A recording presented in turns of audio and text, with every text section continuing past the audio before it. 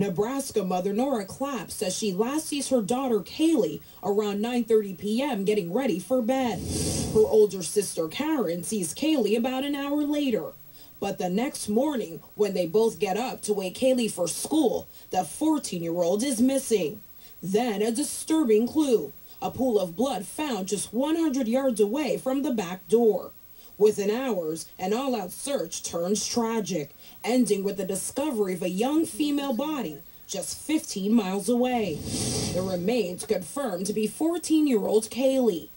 As we learn of a threatening Facebook posting and an alleged sighting of Kailee that same morning at 3:30 a.m., an arrest goes down. At this hour, an 18-year-old teen suspect is now in custody. What is his connection to Kailee's brutal death? Liz, I want to see that picture of that guy. What's his name? Stathis Sebastian Kirkpatrick? No, I could see it closer up. How many? This is the piece of work that's behind bars right now. He's not charged with murder yet. An 18-year-old man. He was not a boyfriend. Nothing. What was he doing around a 14-year-old girl? We are taking your calls to Elaine in Illinois. Hi, Elaine. Hi, Nancy. I hope you're feeling well.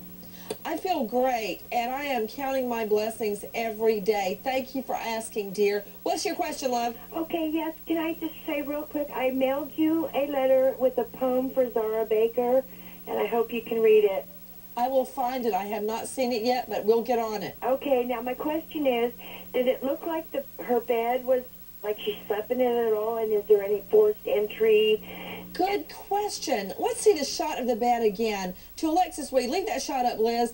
Is this the way the bed was found the next morning, Alexis? Nancy, we don't know. Police will not talk to us about specifics of the case. We just know that she went to bed at around 10:30, after 10:30, when her sister last saw her.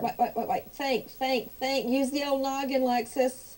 Why would we have a video of her bedroom if it wasn't taken the next day? Why would you take a video of an unmade bed You asked for me no if this reason? was the way the bed was found when police came into the home. I don't know who took the video, and I don't know, at what point in the investigation the video was taken, so I can't say.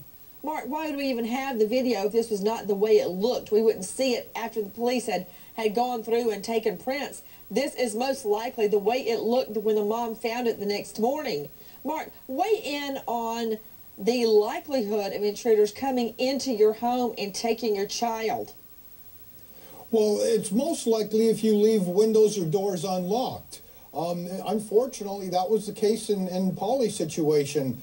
You want to lock your windows, you want to lock your doors, and I think it's a great idea to have a nice big dog in your house that can push any intruders out.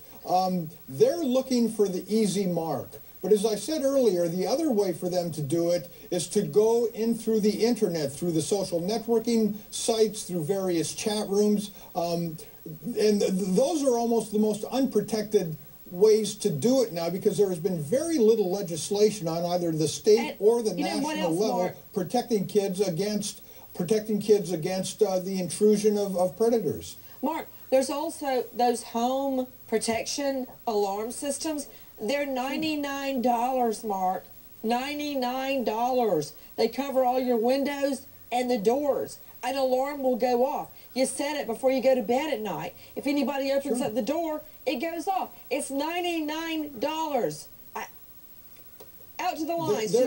Go ahead, Mark. Well, I was going to say, there are many ways to protect yourself in the home, from carrying a weapon to a baseball bat to a dog to an alarm system to simply locking your windows and doors. To Donna in Massachusetts. Hi, Donna.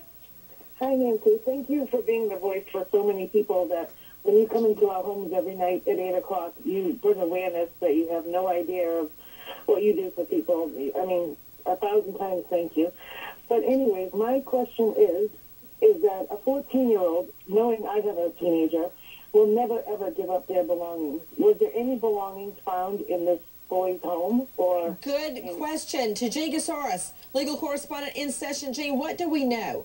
Here's what we know. Arresting charges have happened. Probable cause that he committed a crime. What evidence was found in his possession or in his car?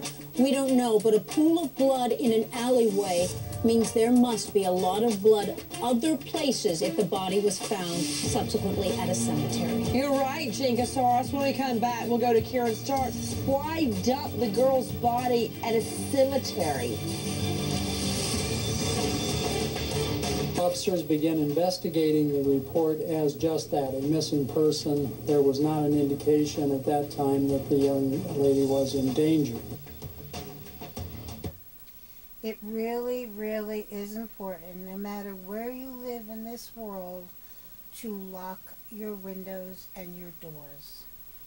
I can't imagine somebody going to sleep at night, leaving windows and doors unlocked, where anybody could walk in. I mean, we used to do that back in the 50s, but I remember when I was little, I used to lock my windows in my room because even though my parents didn't lock the front door.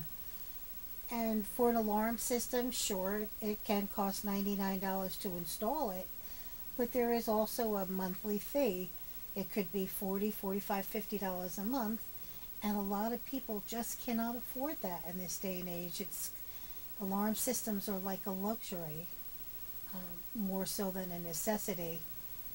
Whereas if you do simple things of locking doors and windows, that doesn't cost you anything.